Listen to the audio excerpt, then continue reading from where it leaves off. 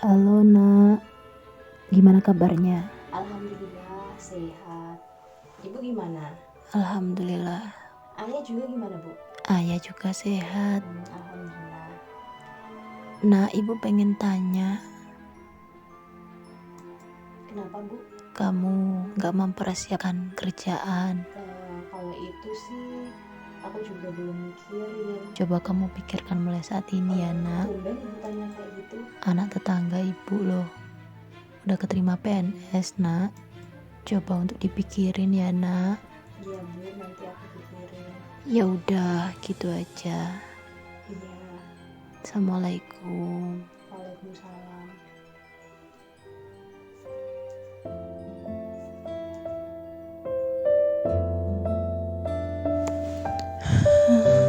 Kenapa tiba-tiba kedua orang tua aku mengatakan hal itu ya? Aku jadi bingung harus cerita kemana. Memangnya ada yang mau mendengarkan ceritaku? Hah? Apaan nih?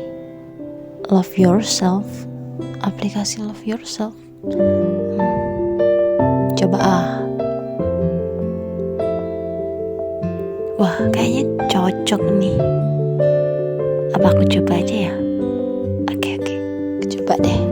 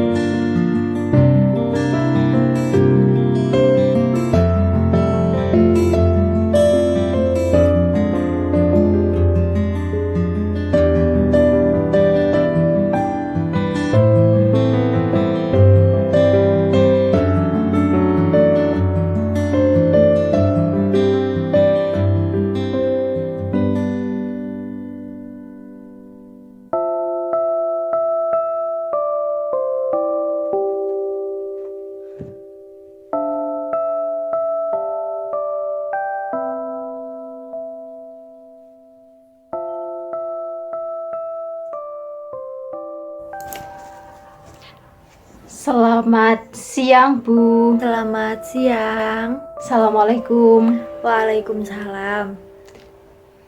Dengan Mbak Dinda Putri Abadi, betul? Iya, Bu, betul, Bu. Oke, silakan mengenalkan diri terlebih dahulu ya, Mbak. Karena di sini kan saya mengetahui nama Mbak dari nama display Zoom saja. Iya, Bu.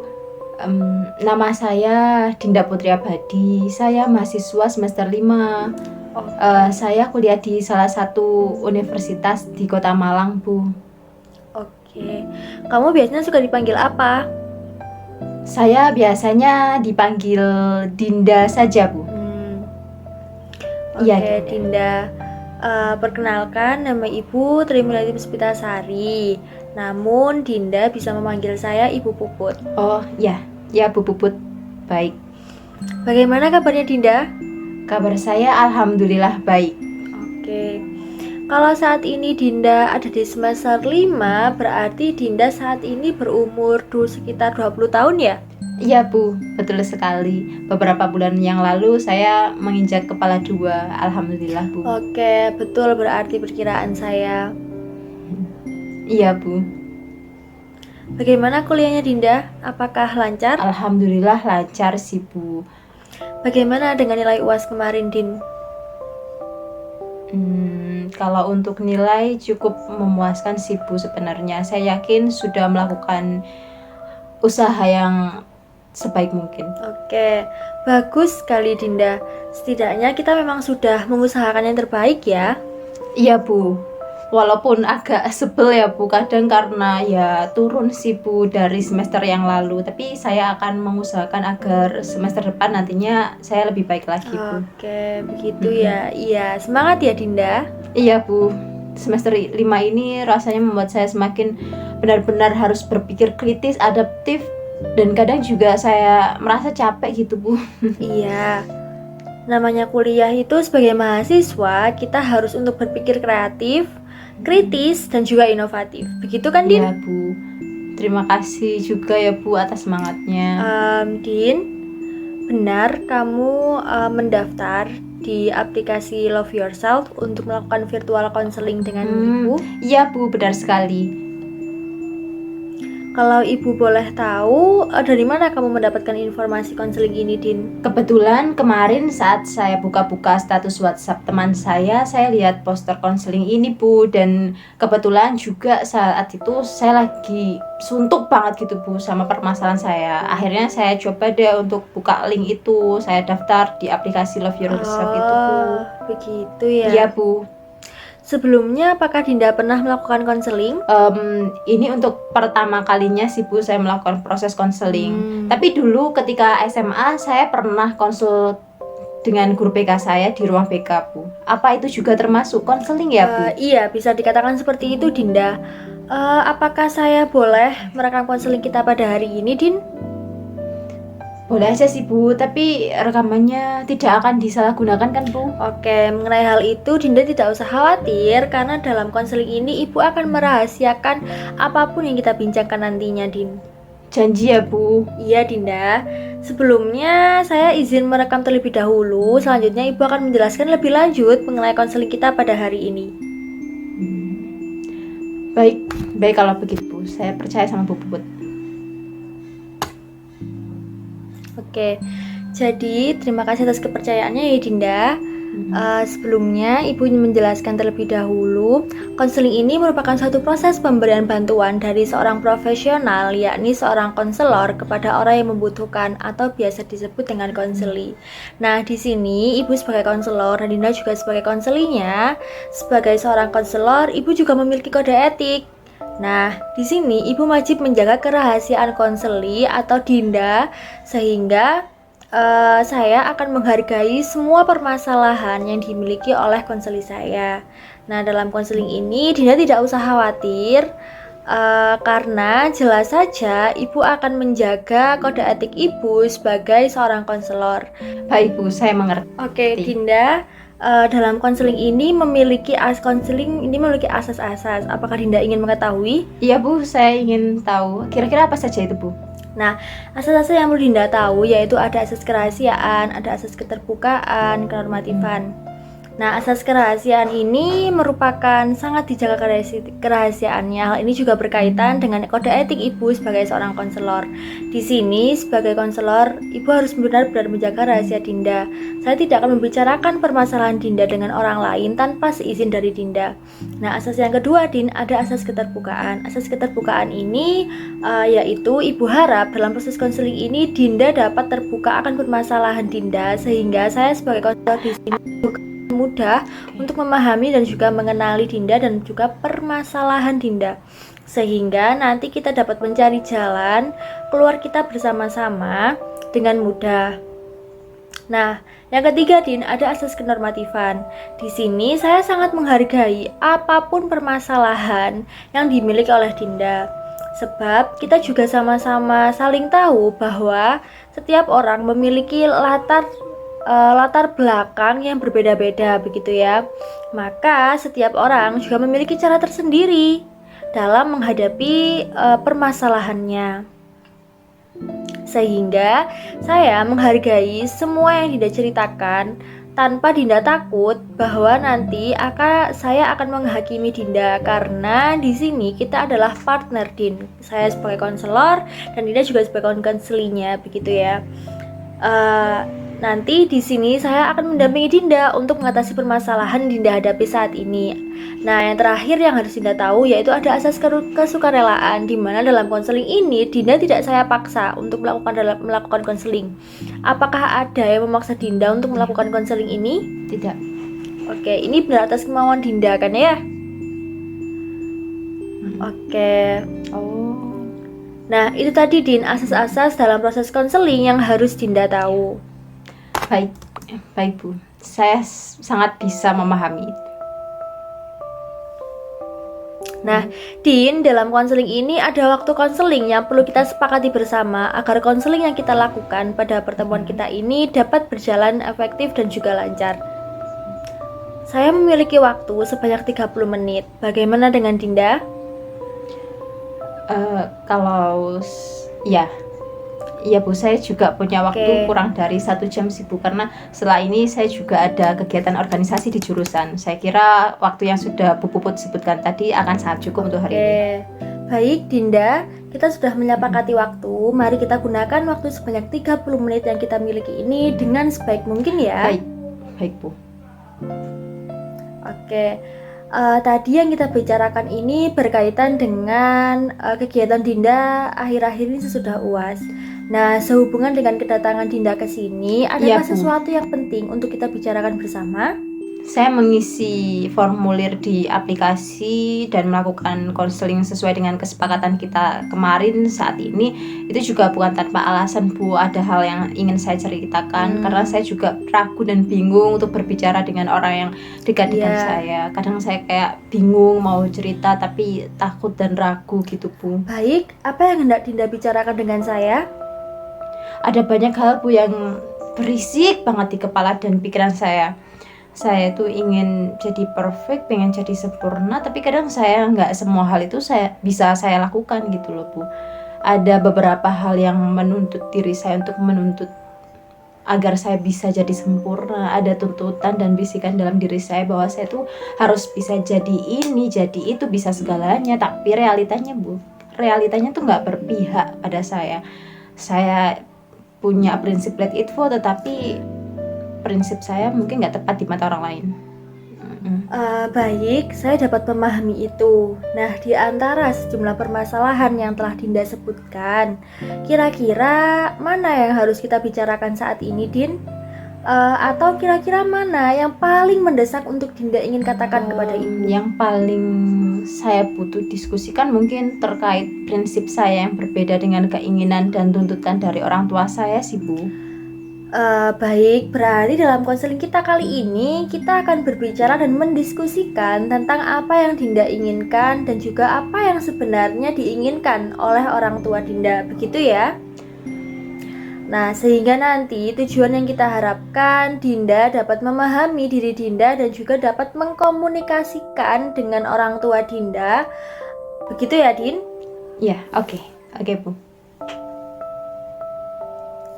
Bisa Dinda ceritakan apa yang menjadi akar permasalahan dari masalah Dinda dengan orang tua Dinda? Kehidupan saya sebenarnya baik-baik saja sih Bu. Nggak pernah ada masalah yang besar. Saya lahir dari kedua orang tua yang bisa dibilang berkecukupan, baik secara finansial maupun kasih sayang. Kedua orang tua saya sangat menyayangi saya banget dari kecil. Saya ini anak tunggal, apapun yang saya inginkan dari kecil ya selalu disupport sama orang tua saya. Tapi meskipun demikian, seperti itu orang tua saya juga mendidik saya dengan sangat hebat. Saya akui itu Bu.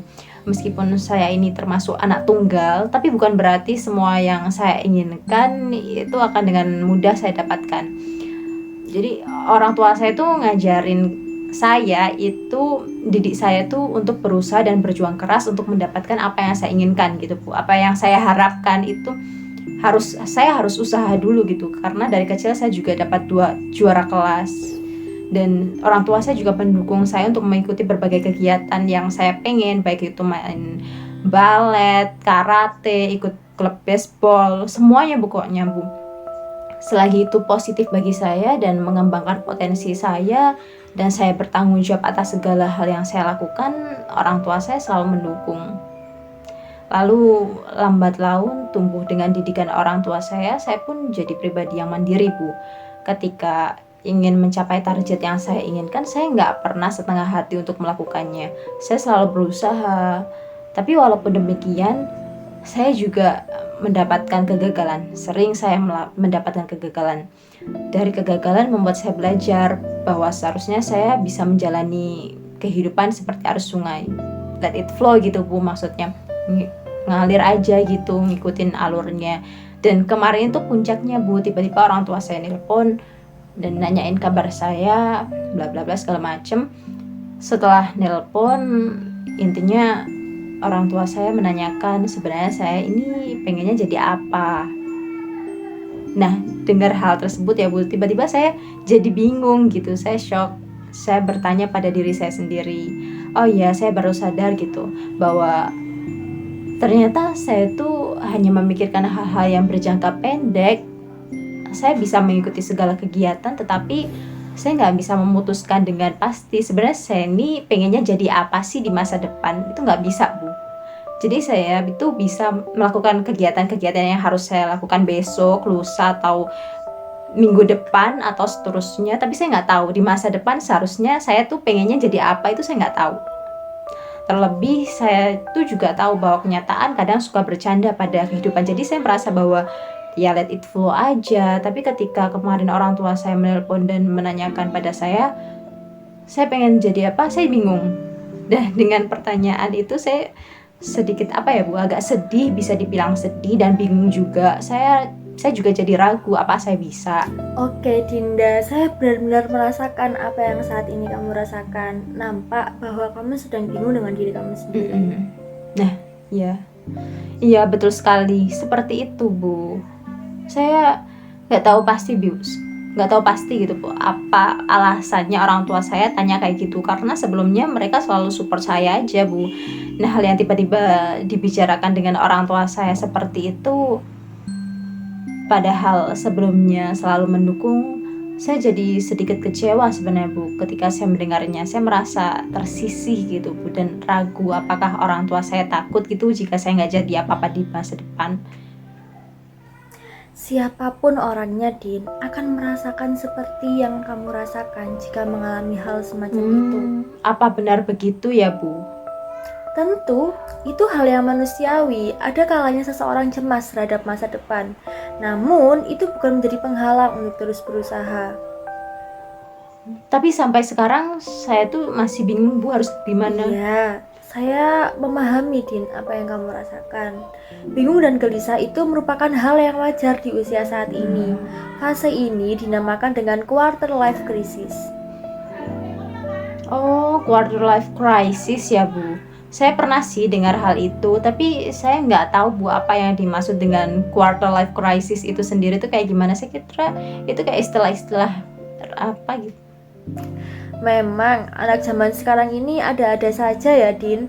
Sebenarnya istilah quarter life crisis ini merupakan istilah psikologi. Nah, yang dimaksud dengan quarter life crisis ini maksudnya fase kebimbangan yang dirasakan oleh manusia yang berumur 20 sampai 30 tahun. Nah, biasanya mereka merasa bimbang dengan apa yang harus mereka lakukan atau bahkan mempertimbangkan apakah yang mereka lakukan ini sudah benar ataukah belum. Nah, menurut Dinda sendiri ya, apakah Dinda memasuki quarter life crisis? Kalau menurut saya Bu, berdasarkan penjelasannya Bu Puput tadi, saya masuk ke dalam quarter life crisis ini sih Bu kayaknya. Oke, menurut Dinda lebih ke bagian mana sih kalau misalkan kita kerucutkan lebih dalam lagi mengenai fase quarter life crisis ini? Mungkin lebih ke saya nggak tahu gitu Bu, apa yang harus saya lakukan di masa depan gitu Bu, sejujurnya. Karena kalau dibilang saya mempertanyakan apa yang saya lakukan itu baik atau tidak, saya udah yakin bahwa apa yang saya lakukan saat ini itu baik gitu Bu. Hanya saja saya itu masih belum bisa memspesifikkan gitu loh Bu, mengenai apa yang saya lakukan ke depannya, tujuan jangka panjang. Oh, begitu ya Dinda. Bisa Dinda memberikan contoh yang konkret mengenai apa sih yang sudah Dinda lakukan dan Dinda yakini betul bahwa itu adalah hal yang benar? Contohnya ya Bu, ketika saya itu ada tawaran untuk mengikuti lomba misalnya, saya nggak mikir dua kali untuk ngikutin atau enggak, karena ya udah pasti itu hal yang baik dan saya pasti ikut karena saya yakin itu baik untuk saya ke depannya. Oke, nah jika seperti itu, apakah lomba yang kamu ikuti ini sesuai dengan bakat kamu atau kamu hanya ikut-ikut saja? Lebih ke sesuai dengan keinginan saya sih Bu, karena saya kan diajak teman gitu. Kadang maupun sering saya kalau diajak dan saya enjoy, ya why not? Saya enjoy aja untuk mengikutinya. Kalau untuk memutuskan sesuatu hal yang benar-benar kamu, bagaimana Din contoh kasusnya? Bisa kamu ceritakan lebih detail lagi begitu? Setelah memilih jurusan kuliah sih Bu, itu kan benar-benar diri saya yang memilih itu. Maksudnya atas dasar pemikiran saya dan saya sadar untuk memilihnya. Lalu, ketika kamu sudah memilih jurusan tersebut, Din, apakah ada keinginan kamu menjadi apa yang sesuai dengan jurusan kamu ini? Ada sih Bu, tapi kalau saya bermimpi itu takut Bu. Takut, kenapa Din? Ya takut kalau apa yang saya lakukan itu ternyata nggak sesuai dengan apa yang terjadi. Apakah Dinda pernah mengalami hal tersebut? Tidak sih Bu, cuma dari cerita teman aja. Mereka bilang bahwa jangan kebanyakan mimpi gitu. Dinda, yang namanya bermimpi itu boleh saja. Bahkan Bung Karno saja mengatakan bermimpilah setinggi langit. Nanti kalau kita jatuh, kita akan jatuh di antara bintang-bintang. Begitupun dalam hal ini, kita harus mimpi setinggi mungkin. Tapi kalau kecewa gimana Bu? Sama halnya dengan yang dikatakan Dinda mengenai nilai IPK. Yang penting kan Dinda sudah berusaha, karena nanti hasil yang kita dapatkan adalah hasil yang terbaik. Oh gitu ya Bu. Sejujurnya ya Bu, saya tuh ingin banget jadi orang. Saya punya banyak uang, mobil sana sini. Saya tuh ingin menjadi orang yang sukses, yang punya banyak uang, punya apa segalanya agar saya bisa membantu orang tua. Wah, itu niat yang sangat bagus sekali, Din. Terima kasih Bu, tapi saya hanya bingung menjadi orang yang sukses itu sebenarnya gimana sih Bu? Kayak saya tuh nggak bisa menciptakan sukses yang menurut saya sendiri gitu loh Bu. Kan banyak tuh di luar sana orang-orang yang sukses gini, sukses gitu. Nah saya tuh bingung Bu, saya tuh ingin jadi sukses yang gimana itu saya nggak tahu gitu loh Bu. Sukses itu kan banyak ya Din. Ada orang yang menjadi dokter Yeah. sukses, pengusaha sukses, guru yang sukses, petani yang sukses. Nah Dinda sendiri, kalau misalkan melakukan pekerjaan yang Dinda sukai itu apa? Saya sih sukanya berjualan Bu. Saya suka berinteraksi dengan banyak orang. Saya suka melayani pembeli gitu Bu. Saya suka kayak gitu. Bahkan saya sudah nabung untuk membuat usaha Bu. Target saya itu nanti maksimal ketika saya semester 6 ini Bu, saya harus punya bisnis sendiri Bu. Rasanya pasti menyenangkan kalau misalnya saya bisa buka lapangan kerja bagi orang lain. Din, apakah kamu sadar jika hal yang kamu ucapkan tadi adalah salah satu jalan menjadi orang yang sukses? Ya juga ya Bu. Saya baru sadar kalau misalnya saya bisa menjadi orang yang sukses dengan jalan yang seperti itu. Apakah ada hal yang bisa kamu lakukan yang saat ini sudah menuju ke arah sana sih, Din? Sudah sih Bu. Saya saat ini sedang menabung dan mencari tempat untuk membeli barang yang ingin saya jual. Saya kan juga perlu mencari toko atau grosir yang murah. Sejauh ini saya menemukan 2 tempat yang sesuai dengan budget saya Bu. Namun saya belum survei lebih lanjut mengenai barang dari kedua toko tersebut Bu. Oke, bukankah hal ini bisa kamu wujudkan dan menjadi salah satu langkah untuk menjadi sukses seperti yang kamu inginkan? Iya sih Bu, saya kiranya kalau itu hanya menjadi impian saya, tapi ternyata saya bisa menjadikan impian saya itu menjadi langkah awal saya sukses ya Bu. Lalu, apakah dengan begini kamu akan mencoba untuk serius dalam bisnis yang akan kamu bangun?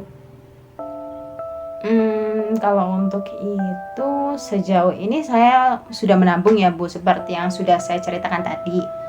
Namun saya juga masih mencari partner untuk apa yang mau saya lakukan, karena saya ini kan anaknya bisa dibilang ambis ya Bu. Jadi saya mau apa yang saya lakukan itu jadi yang sempurna. Pokoknya itu harus perfect gitu Bu.